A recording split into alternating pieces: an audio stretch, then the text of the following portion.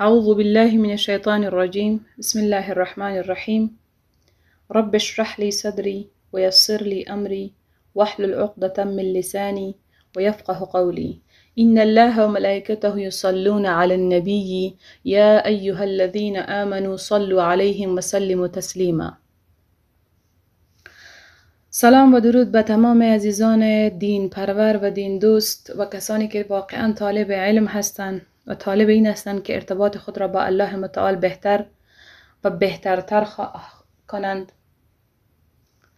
امروز جلسه درسی ما درباره نماز، در جلسه قبل درباره نماز و روش ادای نماز و آداب و احکام نماز بود. این جلسه درباره اقسام نماز است که نماز از لحاظ دستبندی ها و انواع به چه دسته های تقسیم شده. در اول باید بگوییم که نماز از لحاظ عدد به دو دسته تقسیم میشه: نماز فردی و نماز جمعی یا همون نماز جماعت. نمازهای فردی نمازهایی هستند که شخص بدون وقت رسمی نماز یا اصلی نماز نوافلی را به شکل فردی اجرا می کند یا انجام می دهد. و نماز جماعت عبارت از نمازی هست که هم نمازهای فرض و هم نمازهای نوافل را می توان به شکل نماز جماعت که یکی امام و دیگران مقتدی باشند اجرا نمود. که در فرایض می توانیم نمازهای فرض را نامگذاری کنیم. خب باید سلاید را بگردانم. اینجا باید اول ما از سنت های راتبه بحث را شروع کنیم. خب بعد از این که نمازهای فرض را بشناسیم، نماز فرض فقط 5 وقت نماز فرض داریم که صبح، شام، عصر، پیشین و خفتن می باشد. این 5 نماز در کاتگوری نماز فرض می آید که به هیچ وجه قضایی آن قابل پذیرش نمی باشد. در هر حال و در هر صورت باید اجرا شود. حتی اگر انسان بیهوش می شود یا از هوش می رود، در کما می ره، وقتی که بیدار میشه اگر از 24 ساعت کمتر باشه کمایش، باید نمازهای خود را قضایی بیاره. اما در این که 1 سال و 2 سال و 7 سال واقع میشه، در او باز اختلاف نظر وجود داره.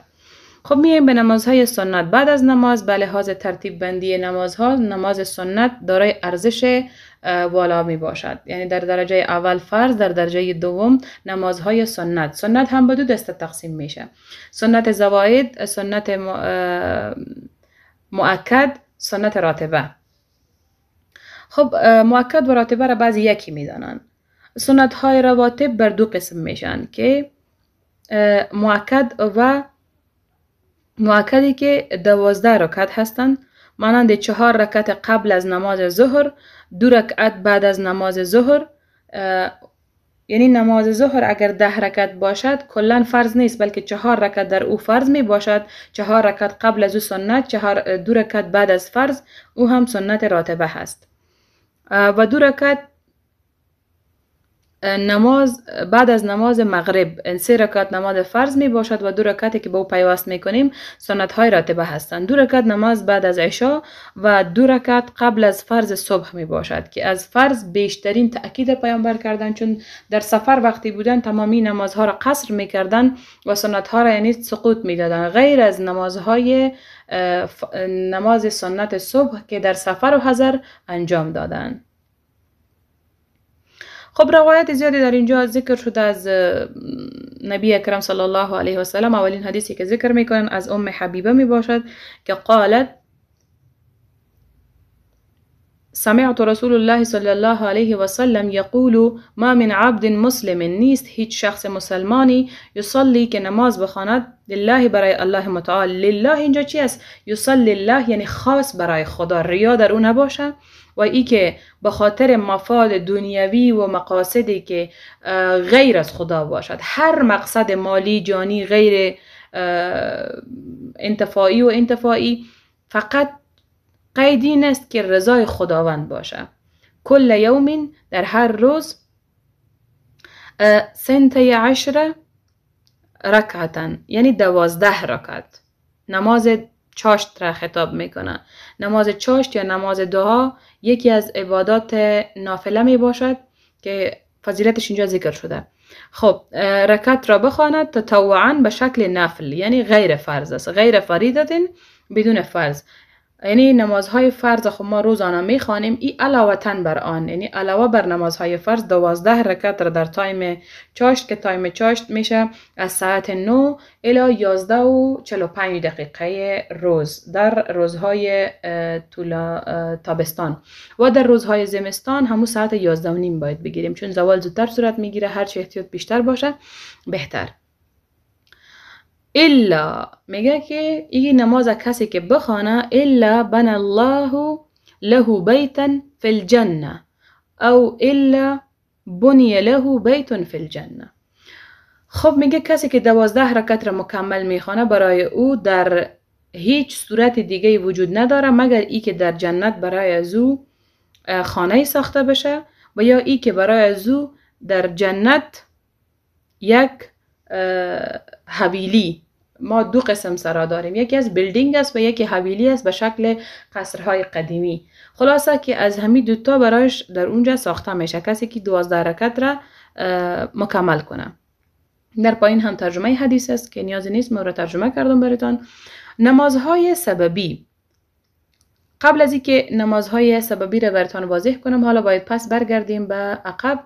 اینجا معرفی نمازها را داریم. بعد از سنت‌های راتبه که روزانه در اوقات پنجگانه اجرا میشه، نمازهای مستحب داریم که بسیار زیاد اجر در او نهفته هست و نور چهره صالحین با همین اعمال است که به دست می آید. بعضی از اشخاص دارای هیبت خاص و یک نورانیت خاص می باشند و اولین شرط اون نورانیت نماز تهجد است. نماز تهجد عبارت از نمازی هست که شبانه بعد از ساعت 12 یا قبل از ساعت 12، چون شبها فرق میکنه. خلاصه ای که شب وقتی به 3 حصه تقسیم میشه، یعنی حصه اول باید سپری شود، از حصه دوم آغاز میشه تا حصه سوم و حصه چهارم دیگه صبح شروع میشه. نماز تهجد از 2 رکعت گرفته تا 12 رکعت خوانده میشه. هر چقدر که طولانی باشه، قیامش بیشتر باشه، ثوابش بیشتر است. بر پیامبر اکرم صلی الله علیه و سلم فرض بود، اما بر امت ازو یک عمل و عبادت نفلی حساب میشه. و در روایتی هم آمده که اگر نبی علیه السلام خوف بر این نمی داشت که اشخاص از تنبلی شب نمیتونن بخیزن، این نماز را فرض قرار میداد، یعنی اینقدر اهمیت خاصی را داره. و بر پیامبر چون در سوره مزمل یا مدثر، از همین دو سوره یک سوره هست که در آنجا ذکر شده که برای پیامبر امر شده و تهجد بهی نافله، یعنی به صورت تهجد نفل اضافی به سر نماز بیار. پیامبری که در این دنیا و در اون دنیا محبوب و معشوق خداوند بود و از تمام گناه ها معصوم بود و نبی آخر الزمان بود که تمام دنیا و کائنات به خاطر او ساخته شده بود. خداوند برای او میگه که تو نفل اجرا کن. پس من و شمایی که تقصیرات داریم، گناه ها و خطاهای ما قابل حساب نیستن و تمام روز از بیدار شدن خواب تا خواب شدن، یعنی واپس به بستر رفتن، در حالت گناه هستیم. آیا ما نیاز نداریم به تهجد؟ 100% داریم. پس امیدوار هستم که جوانان عزیز و نسل متدین و نیک ما در خواندن نماز تهجد ان شاء الله، اگر همه روزه نمیشه، شبهای جمعه اهتمام شود، حداقل در ماه 4 روز میشه و اگر بیشتر تانستیم پنجشنبه و دوشنبه را اضافه کنین و کم کم کم کم تمام هفته را و ماه را و سال را، و وقتی که در سن 30-40 سال میرسیم ان شاء الله که برای ما عادت شده، خود به خود مثل یک آلارم در ساعتهای 2-2:30-3 بجه شب بیدار شده و نماز را و راز و نیاز خصوصی با الله متعال خواهیم داشت. خب بعد از نماز تهجد نماز وتر هست، در حالی که نماز وتر واجب است، اما از لحاظ مقام و از لحاظ این که خود تهجد مقام بالاتر داره، او را قبل ذکر کرده. بعد از آن اینا نمازهایی هستند که به شکل فرد، یعنی تنهایی خوانده میشه، و نمازهای نفلی دیگه که به شکل جماعت و دست جمعی خوانده میشه، مانند نماز تراویح می باشد که بعد از در ماه مبارک رمضان به خاطر زیادت در عبادات، چون در ماه مبارک رمضان فرض به 70 برابر حساب میشه و هر نفل به جایگاه فرض میرسه از لحاظ مقام و منزلت. و 2 نماز عید داریم، عید سید فطر و عید ضحی یا قربان. و نماز کسوف و خسوف است که در حالت ماه گرفتگی و آفتاب گرفتگی پیامبر اکرم صلی الله علیه و سلم در این حالات کوشیدن که بر نماز پابندی کنند. نماز استسقا هم یکی از نمازهای حاجات به حساب می آید. وقتی که بارانها و یعنی حالات جوی هوا به هم میخورد و قحط سالی و خشک سالی میشه که نماز استسقا را دست جمعی در یک دشت بیرون از شهر خوانده شود و استدعا شود از الله متعال که برای آنها باران و قحطی و خشک سالی را رفع کند. نماز دوها که همون نماز چاشت است که قبلا از حضرت حبیبه روایت شده بود کسی 12 رکعت را مکمل بخواند در جنت برای از او یک قصری داده میشه. نماز استخاره عبارت از نمازی هست که انسان در یک امر مشکوک است و در انجام از او نمیفهمد و معلومات کافی ندارد و میخواهد که با الله متعال مشورتی داشته باشد. پس نماز 2 رکعت خوانده میشه با وردهای خاص خودش، با غسل و به شکلی که به طرف قبله باید بخوابد و همو مسئله را در دل نیت کند. حالا ضرور نیست که باید در خواب چیزی سفید، سبز و یا آب روان ببیند. فقط همین که از خواب بیدار میشه و دل او مطمئن می باشه، خداوند در دل از او یک روشنی خاصی را ایجاد میکنه که شخص همو کار را انجام دهد. حالا میایم سنت های راتبه را قبلا بحث کردیم. نمازهای سببی عبارت از نمازهایی هستند که با یک سبب وارد میشه و نماز را یعنی لازم میکنه. هنگام وجود سبب در هر وقتی که حتی نهی هم موجود باشه میگه اون نماز اجرا میشه. ما گفتیم اوقات ممنوعه نماز جواز نداره، اما اگر سبب همون نماز در اوقات ممنوعه یا مکروه واقع شود ما میتونیم همون نماز را به جای بیاریم. مثلا نماز فرض عین که هست یا نماز فرض کفایی سنت مؤکد مستحب هستند که از جمله عبارتند از قضای نمازهای فرض از کسی که خواب رفته یا فراموش کرده. مثلا نماز عصر در حال قضا شدن است که همون حالت احمرار آفتاب باشه، یعنی که نماز در اوقات مکروه و ممنوعه قرار گرفته هیچ نمازی در او خوانده نمیشه مگر قضایی همان روز، چون شخص خودش به یک علتی در تأخیر افتاده باید نماز خود را بخوانه.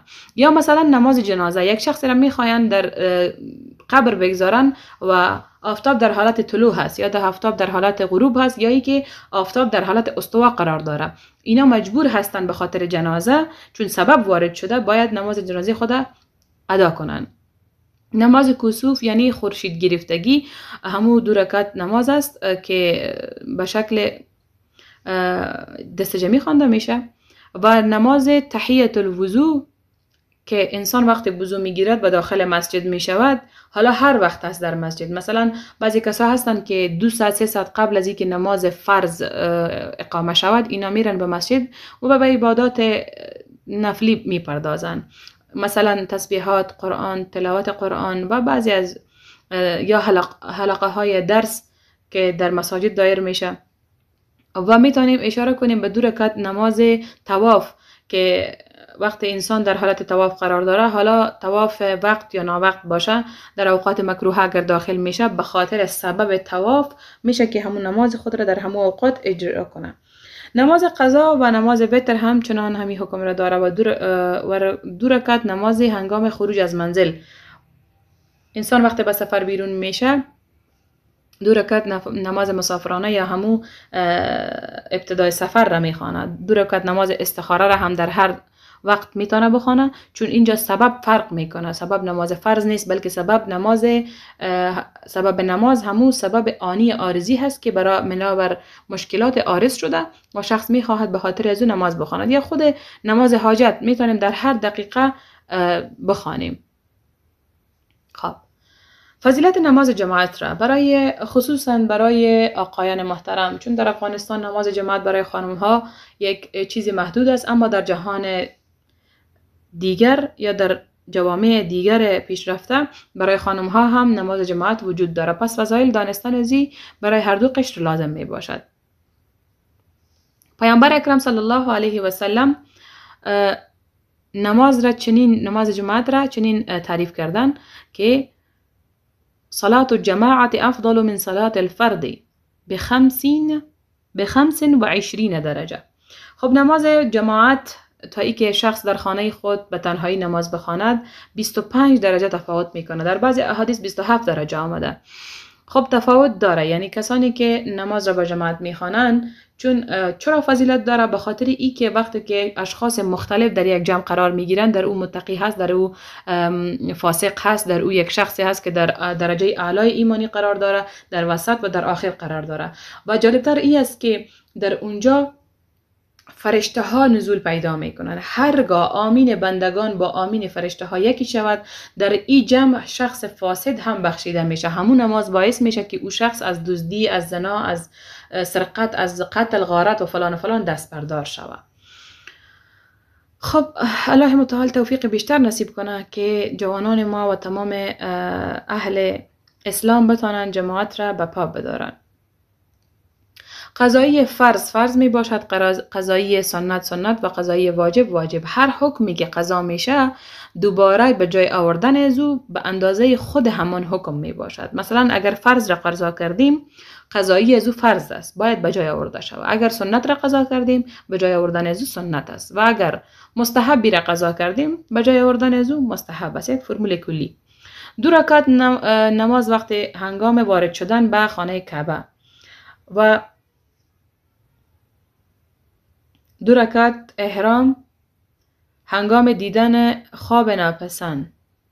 خب این نمازهایی هستند که ما میتونیم یعنی به خاطر دفع شر بخوانیم. نماز جنازه در همه اوقات جایز است. خب فکر کنم اینا رو قبلا بحث کردیم و تکرار شده.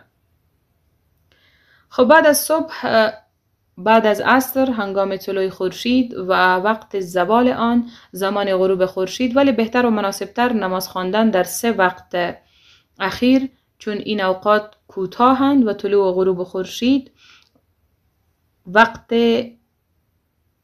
سجده مشرکان به شمار میاد. قبلا معلومات دادم که کسایی که خورشید پرست بودن و ستاره پرست بودن کوشش میکردن که با زوال یا غروب بعضی از ستاره ها و مثل خورشید و مهتاب و ستارگان دیگه نمازهای خود را بخوانند.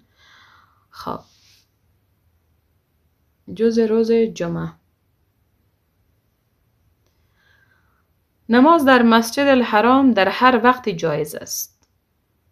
دلیل از این که چرا جایز است و حدیث اینجا ذکر کرده که عن جبیر ابن مطعم ان النبی صلی الله علیه و سلم قال یا بنی عبد مناف، ای قوم عبد مناف، که قوم خود پیامبر صلی الله علیه و سلم باشه، باز در نسبت پایینتر شاخه بندی میشه.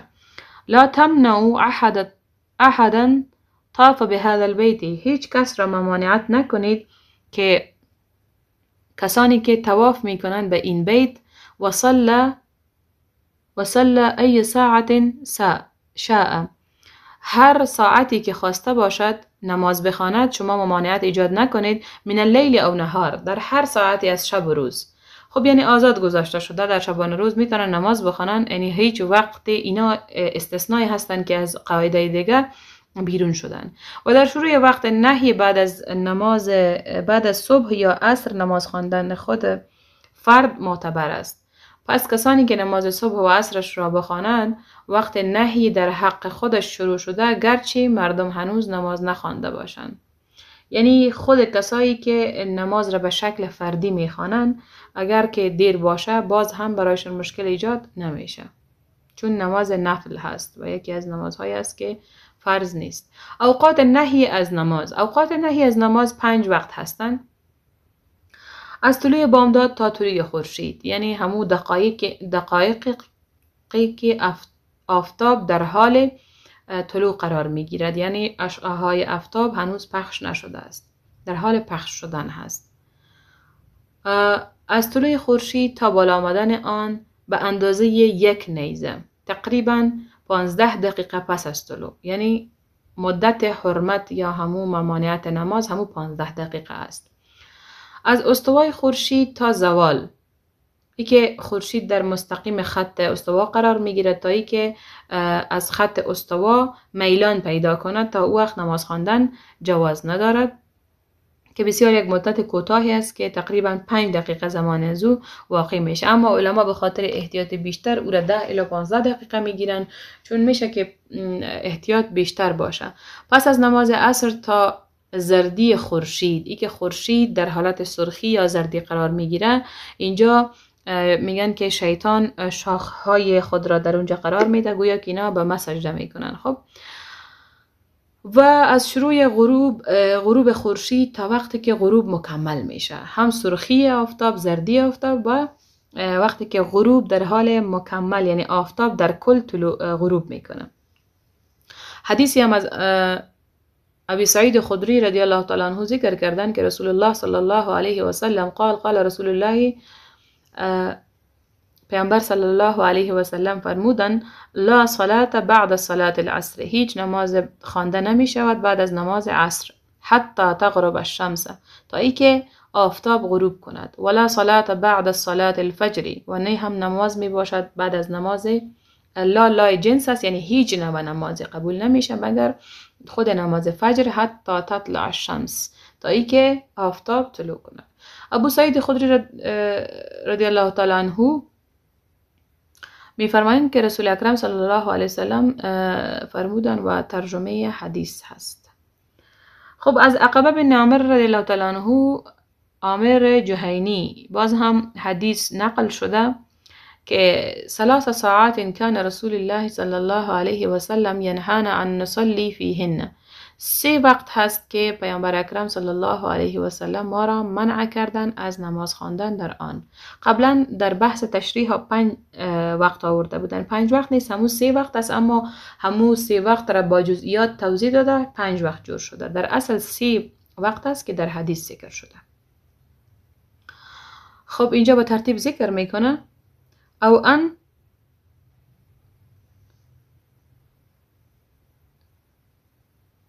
نقبر فیهن موتانا، و حتی میگه که زیر کردن یا دفن کردن مردگان ما را، یعنی او را هم منع کردن در این 3 ساعت، چون نماز جنازه در همین 3 ساعت واقع میشه. حین تطلع الشمس بازغة، وقتی که آفتاب در حالت طلوع باشد، حتی ترتفع، تا وقتی که در ارتفاع قرار بگیرد، یعنی یک نیزه از زمین بلند شود. و حین یقوم قائم الظهیر ظهیره حتی تمثیل الشمس، و دوم هنگامی که خورشید وسط آسمان قرار میگیرد تا ای که مایل شود و هر چیزی سایه اش 2 برابر شود، یعنی که خود آفتاب تمثیل را ایجاد کند. تمثیل به معنای مثل کردن، یعنی یک شی به مثل خود تبدیل شود در سایه اش، یعنی یک سایه 2 سایه شود. و حین تضیف الشمس للغروب حتی تغرب، وقتی که آفتاب مایل میشه به طرف غروب، یعنی که حالت شب ایجاد میشه و آفتاب نشست میکنه. خب این تمام حالات با احادیث صحیحه اینجا ثابت است در کتاب مسلم، و شماره ها را هم همراهشان ذکر کردیم، چون میخوایم که دقیق موضوع برایتان معرفی کرده باشیم و مشکلات ما و شما حل شود. خب نماز نفل مطلق به طور ذیل، یعنی نمازی که کلا فقط نفل حساب میشه، برخی با جماعت خوانده میشن، مانند تراویح، استسقا، کسوف و 2 عید. نمازهایی هم هست که بدون جماعت خوانده می شود. مانند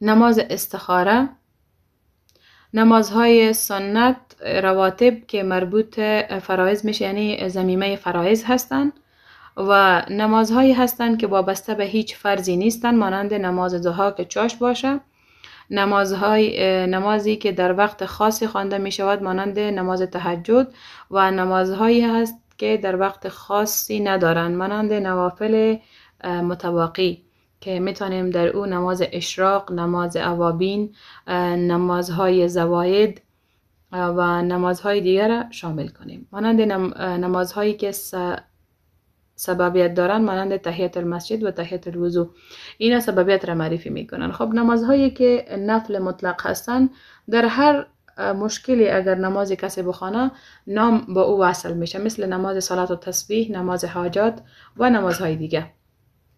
نمازهایی که سبب ندارن مانند نوافل مطلق هستند، یعنی هر نماز اضافی که شخص بخوانه نفل مطلق خوانده میشه. حالا هر نامی که بگذاره نظر به سبب و ضرورت نام از او باز فرق میکنه. برخی نمازها تأکید شده ها هستند، یعنی چیزهایی هستند که برای تأکید شده، مانند نمازهای دو عید، استسقا، کسوف و وتر. برخی نمازها باز مؤکد نیستند، مانند نمازهای قبل مغرب و امثالهم. همو قبل مغرب نماز زواید گفته میشه که بعد از نماز عصر و پیش از نماز شام خوانده میشه. خب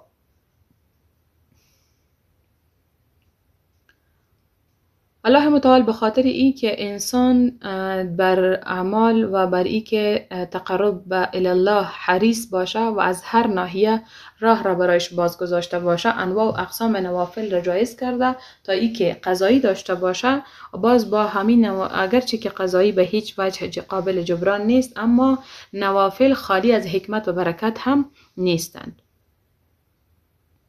کسانی که اطاعت بیشتری میکنن و در نیکی های خود میافزایند و نمازهای نوافل دارند، الله متعال در قرآن کریم از آنها به شکل یاد کرده که یعنی آنها کسانی هستند که در حمد و ثنا و صفات الله متعال همیشه مصروف هستند و او کسانی هستند که نوافل عبادی بیشتری دارند. خب از رحمت الله هست که بر بندگانش فریضه های مثل فرض نماز و نفل و در کنار از اون نوافل را مشروع قرار داده تا انسان بتواند نقصان هایی که پیش آمده و کمبود هایی که هست را جبران کنه. و الله متعال در آیه می فرماید و ما تفعلوا من خیر یعلمه الله، شما هیچ خیر را انجام نمی دهید مگر این که علم الله متعال بر او فراگیر باشد و تزودوا و توشه بگیرید، فإن که همانا خیر زاد تقوا، بهترین توشه و بهترین تحفه در نزد خداوند تقوا هست. واتقونی یا اولی الالباب، بترسید از من ای صاحبان لب، عقل و زرنگی. خب اشخاص زرنگ کسانی هستند که برای آخرت خود ذخیره خاصی را جمع آوری کردند. هرگاه عید در روز جمعه واقع شود، نماز جمعه از آنانی که نماز عید را خوانده اند ساقط می شود و ظهر را بخوانند جز از امام که از او جمعه ساقط نمی شود، و چنین کسی که نماز عید را نخوانده باشد و اگر کسی که نماز عید را خوانده باشد جمعه نیز بخواند به جای نماز ظهر برایش کافی خواهد بود. و من الله توفیق و صلی الله تعالی علی خیر خلقه محمد و آله و صحبه و من تبعهم و من والاه. خب امیدوار هستم چیزی را که شنیدیم و گفتیم توفیق عمل الله متعال نصیب کند و در جلسات بعدی هم با ما همکار باشین و از این ویدیوها استفاده کنین.